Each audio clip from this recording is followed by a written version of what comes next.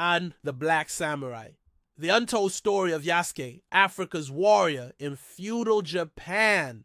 In 1579, a tall, dark-skinned man stepped off a Portuguese ship and set foot on Japanese soil.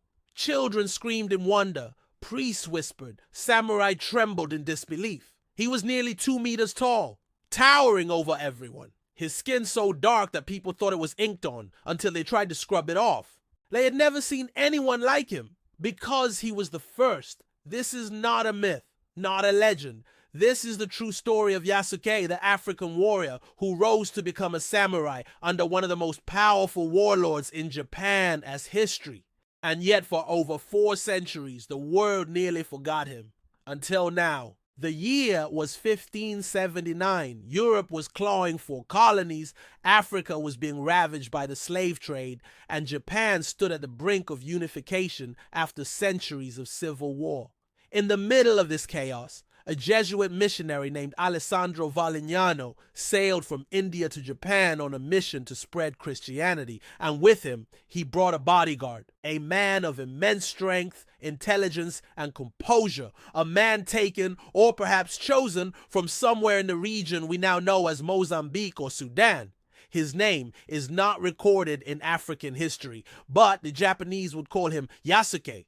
When Yasuke arrived in Kyoto, the ancient capital, he caused a sensation. Crowds flooded the streets. Some people were crushed to death in a frenzy. They believed he was a god, or a demon, or both. Word of this mysterious giant reached the ears of Oda Nobunaga, the warlord who dreamed of unifying all of Japan. Nobunaga was no ordinary man. He was ruthless, brilliant, obsessed with strategy, and unshackled by tradition. And above all, he was curious. He demanded to meet Yasuke.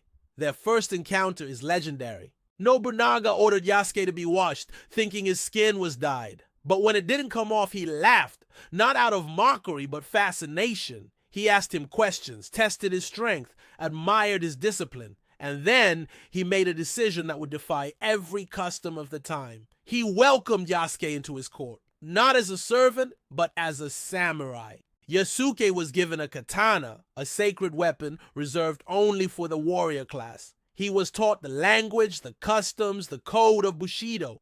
But he didn't just learn, he thrived. He rode into battle alongside Nobunaga, cutting down enemies in the violent campaigns to unify Japan. He dined at Nobunaga's table. He became a trusted bodyguard, a warrior, a brother. In less than a year, Yasuke had done the unthinkable. He had become the first foreign-born samurai in recorded Japanese history. But power in feudal Japan was as fragile as a cherry blossom in the wind.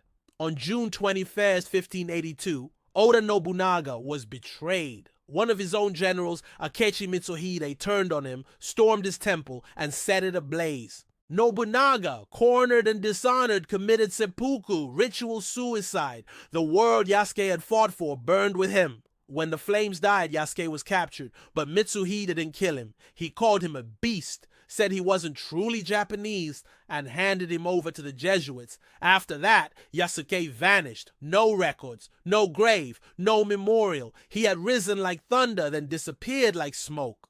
For centuries, he was lost to time. Buried in footnotes, dismissed as myth. Even in Japan, his name faded into obscurity. But the truth was always there, hidden in temple scrolls, Jesuit letters, samurai diaries. Yasuke was real, and he mattered, because he shattered what was possible. He was a black man who became a samurai in one of the most ethnically homogeneous societies in human history. He wasn't accepted because of charity. He was respected because of skill, loyalty, and honor. He defied borders, crossed cultures, and in a world built on walls, he became a bridge. His story is not one of slavery or conquest. It's a story of dignity, of earning a place, not through bloodlines, but through bravery. In today's world, where division grows louder, Yasuke whispers from the past, identity is not a cage. Heritage is not a limit, and history is full of forgotten heroes who look nothing like what we expect. Yasuke's sword may be lost, but his legacy is not, because now we remember, and remembering is the first step to honoring the truth.